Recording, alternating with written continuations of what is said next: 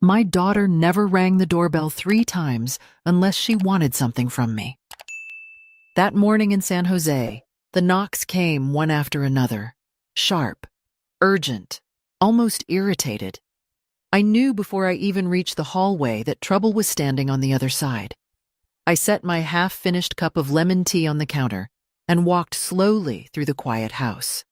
Through the living room window, I saw Liana's white crossover parked crookedly along the curb, the kind of careless parking she had always done when she felt entitled to everything around her. She had inherited her father's confidence, but none of his discipline, and she lived in a world where other people existed only to solve her problems. When I opened the door, she brushed past me without a hug, without a greeting, just an empty air kiss toward my cheek, as if she were being filmed. "Mom, we need to talk," she said flatly. She marched straight into my kitchen, sat in my chair, and pulled a thick folder from her tote bag. Her fingers tapped impatiently on the table while she kept scrolling on her phone. "Can you make coffee? I'm exhausted," she muttered without looking up. I made it out of habit, my body moving as if on old programming. Years of marriage to a man who expected service before words had trained me too well. Even after Arthur died, the habits stayed inside me like permanent fingerprints. When I placed the cup in front of her, I finally asked, "How's Tyler and the kids?" "They're fine," she replied bluntly, already sliding the folder toward me. "Anyway, let me get straight to it. I need your help." The clock on the kitchen wall ticked so slowly that every second felt heavy. "Tyler's in trouble. Serious trouble," she continued. "He trusted the wrong people in a business investment. We don't have time for long explanations, so here." I opened the folder. Loan notices, bank statements, a contract in bold red letters. $300,000. My heart stuttered. "Liana," I whispered, "that's almost everything I have." She finally looked at me. Her eyes, once so bright when she was a little girl dancing in the living room, had hardened into something cold and calculating. "Mom, come on. You live alone. Your expenses are nothing. You have retirement money just sitting there. You don't need it." She took a sip of coffee, unfazed by my silence. "You're almost 70. What are you saving it for?" The words hit me like a slap. "This isn't the first time you've asked, sweetheart," I said quietly. "And every time you helped us," she shot back. "So don't start acting dramatic now. Tyler needs to pay this by tomorrow. These aren't friendly lenders, Mom." She leaned back, crossing her arms. "I need the money today. You'll transfer it before the bank closes." Her tone sharpened, the same tone Arthur had used for years whenever he wanted control and obedience. I felt the old fear rise in me, the instinct to give in, to stay quiet, to make the storm pass. But beneath that fear, something else stirred. A question, a flicker of resistance. "Liana, I need time to think." "There is no time," she snapped, rising from her chair. She walked behind me, placed a hand on my shoulder, and whispered, "Don't let me down, Mom." The hand didn't feel like comfort. It felt like possession. And as she walked out the door, promising to return tonight to finish everything, I stood alone in my kitchen, staring at the folder. I didn't know it yet, but that moment was the beginning of the end. Not of my life, but of the life I had been trapped in for decades. For a long moment after Liana left, I just stood there in the middle of my quiet kitchen, the ticking clock suddenly louder than the world outside. $300,000. The number felt unreal, like something printed on a fictional bill. But the dread in my chest was painfully real. My hands trembled as I reached for my phone. I scrolled past missed calls from Liana and finally tapped the one name that had stayed constant for more than 40 years. Serena. She picked up on the second ring, Evelyn, you never call this early. What's wrong? My voice cracked before the words came out. Serena, I need help. She arrived at my house an hour later, still in her navy suit from the courthouse, her hair pulled back in the same tight bun she had worn since our college days. Serena never rushed, never panicked, never acted without calculation. But the moment she walked into my kitchen, saw the folder, and heard everything, her calm expression fractured. You're leaving, she said firmly, closing the folder with a sharp snap. You're leaving this house tonight. What? Serena, No, listen to me. She placed both hands on my shoulders. This is beyond helping your daughter. This is criminal debt. And the people involved in this kind of lending do not care that you're an elderly widow living quietly in San Jose. I sank into a chair, overwhelmed.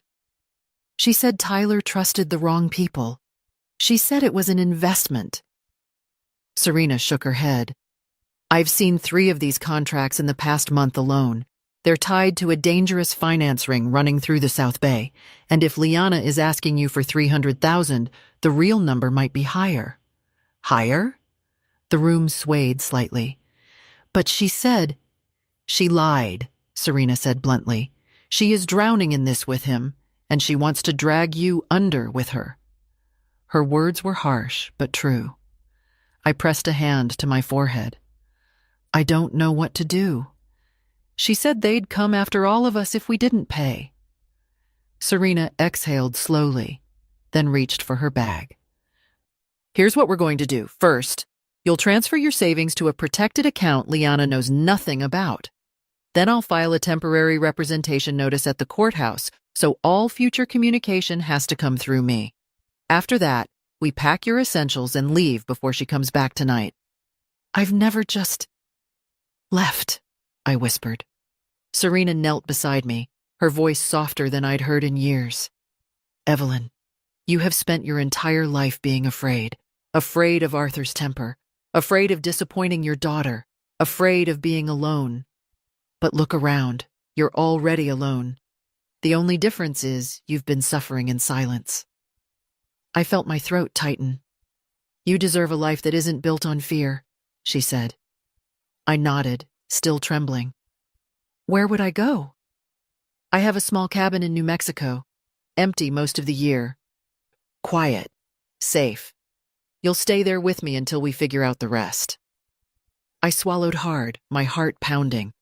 She'll be furious, Serena. Let her be. It's time you stop living for her rage. Serena stood, grabbed her keys, and opened her briefcase. Let's go, she said, before fear convinces you to stay. The bank manager looked at me strangely when I asked to transfer the entire balance of my savings into a new account. I kept my voice steady, repeating what Serena had instructed. No mailed statements, no linked contacts, no digital notifications. Nothing that could lead my daughter to it. Are you sure, Mrs. Cole? He asked gently. This is a substantial amount. I'm sure, I said, though my hands trembled around the pen. Serena stood beside me, calm and sharp, her presence giving me a courage I did not yet believe in. Once the transfer was complete, she collected all the paperwork, placed it into her briefcase, and nodded at me. It's done. Let's go. From the bank, we drove straight to a notary office where Serena filed emergency representation forms. For the first time in my life, I had legal protection separating me from my own child, an odd, painful relief. At home, the late afternoon sun was bleeding through the curtains when I began to pack. I moved slowly, touching every item as if saying goodbye, not just to the house, but to every version of myself that had lived inside it. I packed a few clothes, my blood pressure medication, the birthstone necklace my mother gave me, and a small stack of photographs from before Arthur had drained the light out of my smile. Serena stood in the doorway with a list in hand. Essentials only. Sentimental things, too, if they won't weigh you down emotionally. I paused at a framed picture of Liana at age 6, missing teeth and holding a melting ice cream cone, laughing in the summer sun. I almost put it in the suitcase. Almost. Then I carefully set it back down. When everything was ready, I wrote a short note and placed it on the kitchen table. Nothing dramatic, just a single truth I had avoided for years. I am choosing peace. Do not look for me. At the airport, Serena purchased 2 last-minute tickets to Albuquerque. Her efficiency contrasted sharply with the hurricane of my emotions. As we boarded, I felt like a runaway at 68, terrified and strangely relieved all at once. We landed under a sweep of dark New Mexico sky. The desert air was dry and sharp, carrying a quiet that felt foreign after decades of living in a crowded city. Serena drove us to her small adobe cabin on the outskirts of Santa Fe, tucked between sagebrush and silence. That night, after a rushed dinner and exhausted showers, I switched on my phone for the first time since leaving San Jose. 17 missed calls from Liana. 5 from Tyler. The voicemails started with sweetness. "Mom, please call me. I know you're overwhelmed." Then shifted to irritation. "Are you seriously ignoring me?" Then anger. "Do not make this harder." And finally, a message that sent cold through my veins. "If the debt isn't paid, they'll come for all of us. They know where you live." My fingers shook as I turned off the phone. When I looked at Serena, she already knew. "You're safe here," she said. But as I lay awake in the darkness of the cabin that night, listening to the wind scrape across the dry earth, I wondered if safety was still a place I could reach. For the first time in decades, my mornings belonged only to me. No one shouting from another room. No demands disguised as affection. No footsteps pacing in anger. The desert air outside Serena's cabin felt like a clean, sharp contrast to the life I had left behind in San Jose. Within a week, Serena insisted I needed something to ground me, something that wasn't fear. She drove me into town and introduced me to the owners of a small craft store tucked beside a pottery shop. They needed someone part-time, someone patient and gentle with detail. I started the next morning. Folding linens and arranging embroidery kits felt strangely healing. The women who came in, tourists, retirees, artists, talked to me as if I were simply another human being. Not a resource, not a lifeline, not a bank. Just Evelyn. On weekends, I set up a small table at the local market, displaying the embroidered pieces I had sewn quietly at the cabin, while trying to steady my nerves at night. People bought them. They said my stitches were delicate, my patterns comforting. The praise felt like sunlight on a part of me that had not seen warmth in years. But peace never lasts long when danger is still moving in the shadows of another state. 2 weeks after my arrival, my phone rang while I was closing up the craft store. The caller ID read San Jose Detective Bureau. My heart faltered. "This is Detective Ramos," the voice said once I answered. "Mrs. Cole, are you in a safe place?" The question alone made my knees weaken. "Yes," I whispered. "I think so. I need to inform you of something. During our review of financial documents connected to your daughter and her husband, several accounts were found in your name. Accounts with your signature." "That can't be," I said quickly. "We believe your signature was forged," he continued gently. "There are also pending transactions tied to a loan network under investigation. Your daughter's name appears repeatedly." I pressed my hand to my forehead as dizziness washed over me. "Detective?" I said slowly. "Are you telling me Liana used my identity?" There was a pause on the other end. A heavy, confirming pause. "We believe your daughter played a central role in obtaining illegal loans. She and her husband may have used your credit, your name, and your retirement details. We need an official witness statement from you." I felt the craft store spinning around me, the rows of thread and cloth blurring into indistinct color.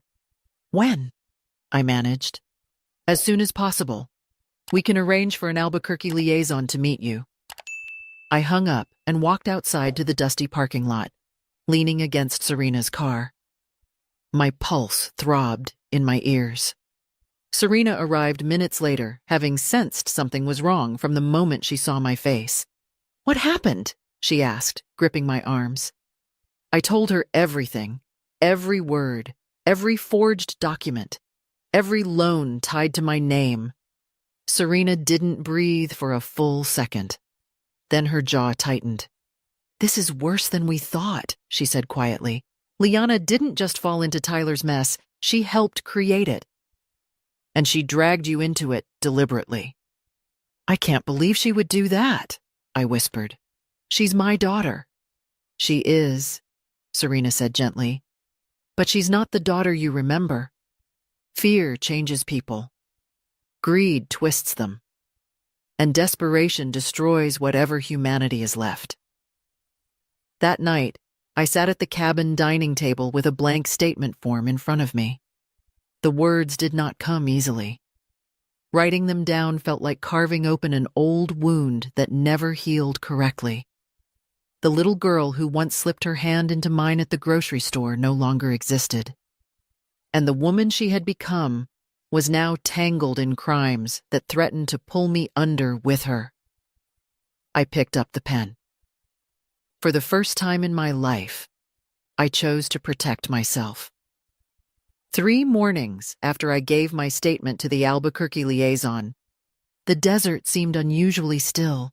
Even the wind had gone quiet.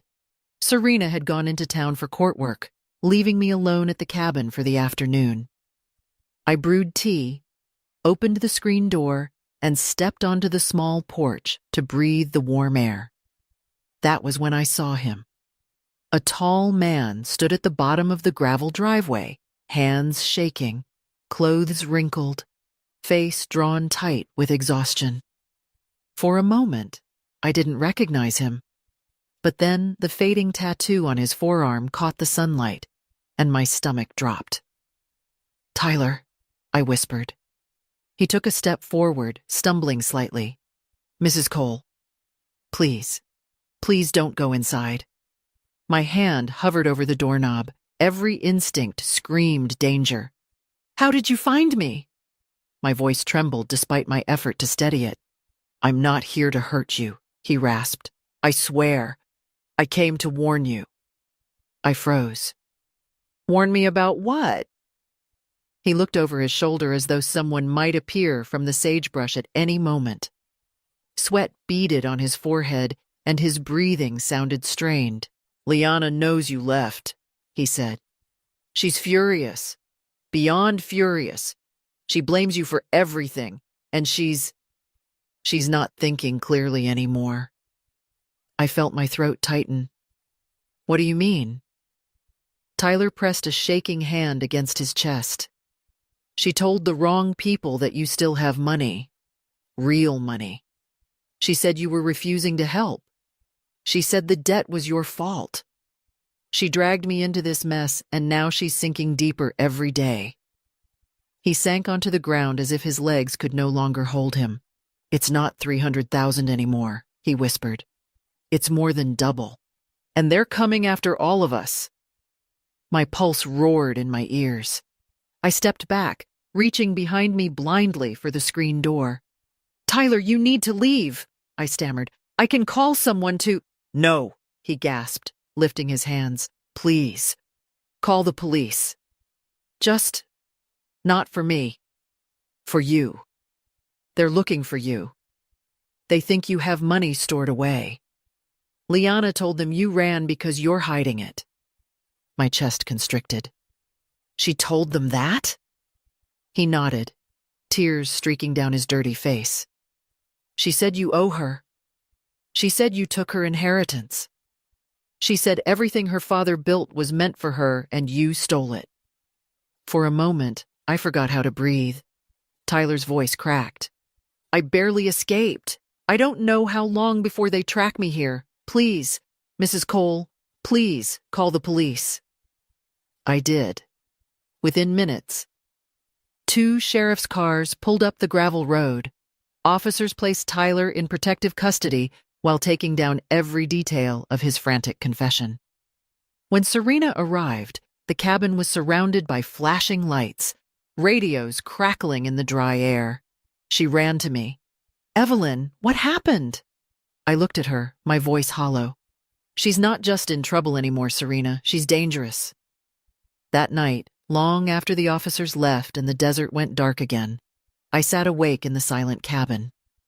It was the first time I admitted to myself that my daughter's love had turned into something unrecognizable, and something that might very well get me killed.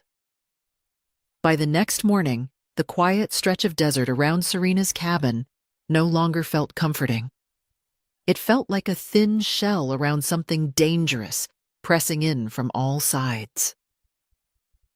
I woke up to the sound of Serena arguing on the phone in the kitchen, her voice low and sharp. When she hung up, she turned to me with a look I had never seen on her face before. "Evelyn," she said carefully, "pack a bag. You're being moved into temporary protection. Today." The words struck with the force of a blow. "Protection?" I whispered. "From my own daughter?" Serena didn't answer. She didn't have to. 2 officers arrived within the hour and drove us to Albuquerque, where a small, discreet apartment had been prepared. 1 entrance, 1 emergency exit. Security lights that blinked like stern eyes watching the hallways. "This is just until we know more," Detective Ramos assured me. But the truth was, more kept coming. The following day, he returned with thick folders containing new findings. My hands trembled as he laid them on the table. "Mrs. Cole," he began, "we've uncovered additional loan documents. They were issued using your Social Security number, your retirement account, and details from your medical insurance files." My lungs tightened. "Liana took those from my house. She said she needed them for school records." Serena muttered under her breath. "She used you like an ATM with no limits." Detective Ramos continued. "Based on what we've found so far, your daughter was the primary applicant for at least 4 separate loans. Tyler's involvement appears to be secondary. We believe she initiated most of the fraud." I shook my head slowly, the room tilting. "No, she wouldn't do that. Liana might be reckless, but she isn't." I swallowed, unable to finish the thought. "She is," Serena said quietly. "Evelyn, you saw the danger in her eyes. I saw it too." That night, alone in the small apartment, I replayed every moment of Liana's childhood. The scraped knees, the school recitals, the nights she crawled into my bed after Arthur yelled too loud. I remembered the softness, the innocence, the way she once clung to me with absolute trust. Where had that little girl gone? The next morning, I woke to a flurry of calls from Serena's paralegal. "Liana has been calling our office nonstop," she said, "leaving messages, threatening legal action, saying you owe her everything. She even accused Serena of kidnapping you." My stomach dropped. But then came the worst part. Detective Ramos called minutes later. "We believe your daughter is attempting to track your location. We intercepted communication between her and an unknown male. There's talk about finding the old woman before the cops do." The floor beneath my feet felt like water. "Evelyn," Serena said firmly, gripping my hands, "listen to me. This isn't your fault. Your daughter is making decisions you cannot control." But the guilt was already rising like a tide I couldn't stop. The officers made their plan clear. "We suspect she will send someone. We are preparing an undercover operation." A coldness settled deep into my bones. My daughter, the baby I raised with trembling hands, was now orchestrating something that sounded disturbingly close to hunting me down. And for the first time in my life, I wondered if loving her had blinded me more than fear ever had. The days that followed felt like waiting inside the eye of a storm. Quiet, unnatural, tense. The kind of silence that makes you listen for footsteps you pray you never hear. The Albuquerque officers briefed us each morning. They were calm, methodical, professional. I tried to mirror their steadiness, but my nerves were stretched so thin that even the hum of the refrigerator startled me. Their plan was simple in structure, terrifying in execution. I would resume something resembling my normal routine: grocery shopping, short walks, a visit to the craft market. Act as though I had no idea danger was closing in. Undercover officers would blend in around me, watching, waiting. Someone would come. They were certain of it. The thought alone made my palms sweat. On the second day, nothing happened. I walked through a crowded farmer's market while Serena pretended to browse pottery nearby. An undercover officer sold lemonade. Another sat on a bench pretending to tie his shoe. Nothing. On the third day, still nothing. I allowed myself to breathe again, just a little. Then came the fourth morning. I was tending the small potted herbs outside the apartment building when I felt it, that prickling sensation along my spine that told me someone was watching. Slowly, I looked toward the street. A man leaned casually against a utility pole across from the building. He was dressed plainly, gray shirt, faded jeans, but his eyes were fixed on me with a quiet intensity that made my skin crawl. He didn't look away, not even when our eyes met. Fear tightened around my ribs. I stepped back inside, my heart pounding, and gently closed the door. The undercover cleaning woman, really Officer Harper, looked up immediately. "It's him," I whispered. "I'm almost certain." She didn't question me. She tapped her earpiece and gave a low signal. "Stay inside. Do not open the door unless I tell you." I sat on the sofa, staring at the doorknob, every second stretching into an hour. I could feel him out there, could feel the threat like humidity in the air pressing against the windows. 30 minutes passed before the knock came, a hesitant tap, then two more, harder. "Mrs. Cole?" a man's voice called. "I have a message from your daughter." My blood turned cold. Officer Harper mouthed, "Don't move." Within seconds, 3 officers emerged from hiding, one from the bathroom, one from the stairwell, one from behind the building. The door swung open and they tackled the man before he could take a step inside. He didn't fight. He didn't shout. He simply exhaled like someone relieved to be caught. When Detective Ramos arrived, he looked heavier than I'd ever seen him. "We have his statement," he said after questioning the man for nearly an hour. "He confessed everything." I sat rigid in my chair. My hands wouldn't stop shaking. "What did she ask him to do?" I whispered. Ramos hesitated. "She told him to come here, force entry if needed, and scare you." Her words were, "Make sure she understands this isn't optional." She promised him $5,000 for it. I swallowed hard, my throat burning. Was he supposed to harm me? Ramos's face grew stern. "He said she instructed him to leave you with a few bruises. Nothing fatal, just enough to make you fear her." My entire body went numb. My daughter. My own child. That night, Serena stayed with me. Neither of us spoke much. Some pain doesn't need conversation. It hangs in the air like smoke. 2 days later, officers arrested Liana at a motel outside San Jose. She had been hiding, planning her next move, spiraling in fear and anger. The evidence against her was overwhelming: fraud, identity theft, conspiracy, solicitation of violence. The moment I heard the news, a strange mix of relief and grief washed over me. Months later, I stood in a courtroom in Northern California, giving testimony against the girl I once rocked to sleep.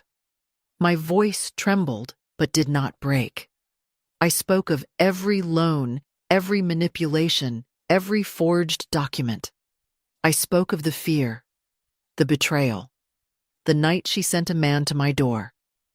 Liana refused to meet my eyes.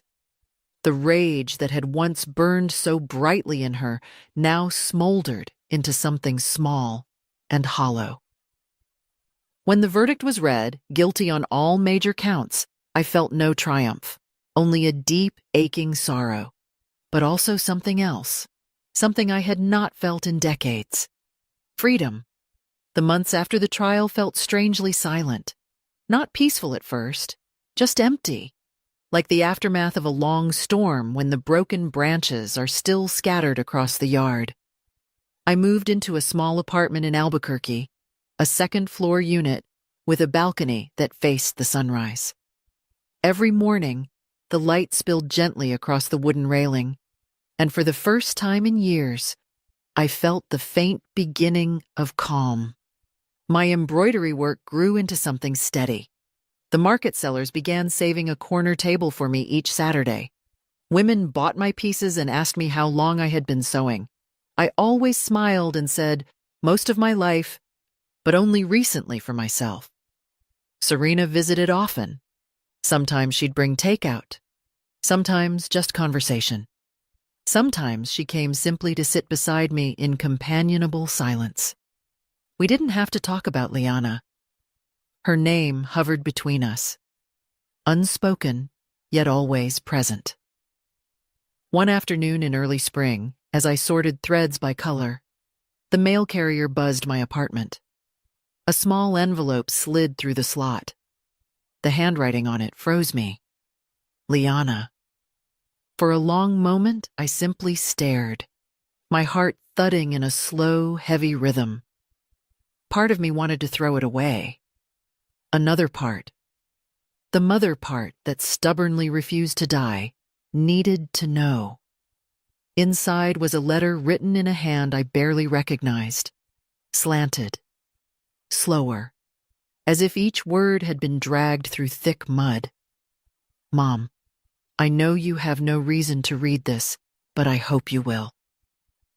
I am attending therapy here. The therapist says I need to see the truth about what I did, not just what I think I meant to do. I've spent weeks trying to understand how I became someone who hurt you. There's no excuse. I don't ask forgiveness. I just don't want to be the person I was. Tyler and I are not together anymore. I think we both ruined each other. I don't blame you for anything. I hope you find peace. I hope one day I can be someone you aren't afraid to speak to. Liana. I sat on the edge of my bed, the letter trembling between my fingers. Grief, anger, relief, love, sorrow, everything tangled into one unbearable knot. But beneath it all, I sensed something unfamiliar. Detachment. Not coldness, not resentment. Just the knowledge that my happiness no longer depended on saving her. It was Serena who encouraged me to respond. You can write without going back, she said. Boundaries and compassion can exist together. So I wrote a short letter. Liana, I received your message. I am glad you are seeking help. Healing takes time and honesty. I hope you continue both. I wish you peace and clarity. Evelyn. Weeks passed. I deliberately didn't expect a reply. Instead, I placed my energy where it finally mattered, on rebuilding myself. I joined a support group for older women who survived financial and emotional abuse. I told my story. They told theirs. Together, we stitched ourselves back into wholeness, thread by thread. By summer, I had begun mentoring new members. Women whose eyes carried the same fear mine once had. Women who whispered their secrets like confessions. Women who believed it was too late for them to start over. I looked at them and knew the truth. Starting over is not tied to age. It is tied to courage. One evening, as the sun melted into the horizon, painting the sky gold and violet, I sat on my balcony, and let the warm wind brush against my face. I thought of Liana, not with anger, not with blind hope, but with acceptance. She would walk her own path. I would walk mine. Whether those paths ever crossed again was something time and healing would decide. The lesson I carried into my 70s was simple and painfully earned. Love cannot survive where fear and control live. And sometimes the bravest act a mother can do is step away, not to punish, but to save herself. It is never too late to stop being who others demand you to be. It is never too late to begin again. In the end, I learned something I wish I had understood decades earlier. Loving someone does not mean surrendering your freedom, your safety, or your dignity. For years, I believed that being a good mother meant giving until there was nothing left of me. Now I know that real love cannot exist where fear and control have taken root. Walking away from my daughter was the hardest choice I ever made, but it was also the first step toward reclaiming my own life. Healing takes time.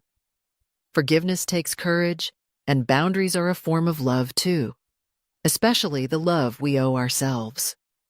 At 70, I finally discovered that starting over is not a matter of age, but a matter of truth. And now I want to ask you, what lesson did you take from my story, and where are you watching from today?